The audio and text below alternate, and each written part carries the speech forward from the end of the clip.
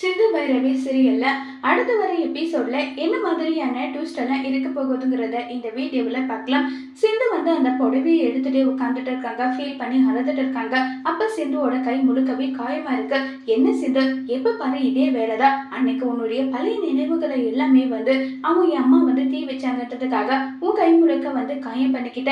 இப்ப என்னடானா இதுக்காக நீ உன் கை முழுக்க இப்படி காயம் பண்ணிக்கிட்டு இருக்கேன்னு சொல்லிட்டு ரொம்பவே கோவப்பட்டு பேசிட்டு இருக்காங்க. இதை கேட்டதோ, நான் அப்படி சொல்ல வரல, வேற என்ன சொல்ல வந்துட்டு இருக்கீங்க? இல்ல, இது எனக்காக கல்யாணத்துக்கு அப்புறம் முதல் முறையா இல்ல, என் வாழ்க்கையில இந்த மாதிரி ஒரு நல்ல விஷயம் எல்லாம் நடக்காதுன்னு சொல்லி ஒவ்வொரு நாளும் ஒவ்வொரு நிமிஷமும் நான் தவிச்சிட்டு ஏங்கிட்டு இருந்தேன். அப்படிப்பட்ட ஒரு விஷயம் நடந்தது. அதை அனுபவிக்கிறதுக்குள்ள அத்தை இப்படி பண்ணிட்டாங்களே டாக்டரே. ஏன்னா நீ என்கிட்ட அன்பா பேசணும், ஆசையா பழகணும், எனக்காக உன் கையால ஏதாவது ஒரு துணி எடுத்து கொடுக்கணும்னு சொல்லிட்டு நான் எப்படி எல்லாம் கனவு கண்டேன் தெரியுமா? அந்த கனவு எல்லாம் ஒட்டு மொத்தமா செதிஞ்சு போயிடுச்சே டாக்டர்ன்னு சொல்லிட்டு ரொம்பவே ஃபீல் பண்ணி பேசிட்டு இருக்காங்க. இதை கேட்டதும், இங்க பாரு சிந்து, இது என்ன, இதை விட 100 மடங்கு உனக்கு நான் வாங்கி கொடுப்பேன். இதை நினைச்செல்லாம் நீ ஃபீல் பண்ணிட்டு இருக்காத. உனக்கு எப்பவுமே உன் சிவா உன் கூட இருப்பேன். நீ இதை நினைச்செல்லாம் வருத்தப்படாத. இதை விட 100 மடங்கு நல்ல படுவையெல்லாம் உனக்கு நான் வாங்கி கொடுப்பேன் நல்லா சொல்லி பேசிட்டு இருக்காங்க.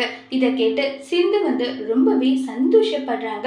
இப்ப சிந்து நினைச்சபடி சிவாவும் சேர்ந்து ஒன்று சேர்ந்து வாழுவாங்களா இல்லையங்கிறத வரப்போற எபிசோட்ல வெயிட் பண்ணி பார்க்கலாம். தேங்க்யூ.